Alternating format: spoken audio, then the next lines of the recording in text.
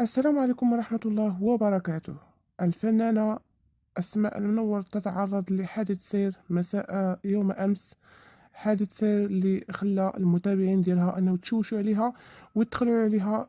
كلشي كيقول باللي أسماء المنور الحالة ديالها خطيرة، ولكن مورا فاش وقع لها حادث ومورا فاش تلقات العلاجات اللازمة في مستشفى بمدينة الدار البيضاء، اطمأنات المتابعين ديالها. وهانتوما غتشوفوا شنو وقع ليها بالضبط.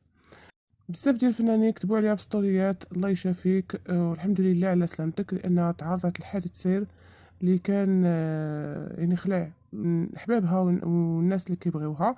وحطات في هاد الستوري هذا كتقول: شكرا دكتور عدنان ناصر بكلينيك بوسكور على العناية والاهتمام، الحمد لله. الفنانة أسماء المنور تهرسات من صبعها الكبير ديال اليد ديالها كما كتشوفوا.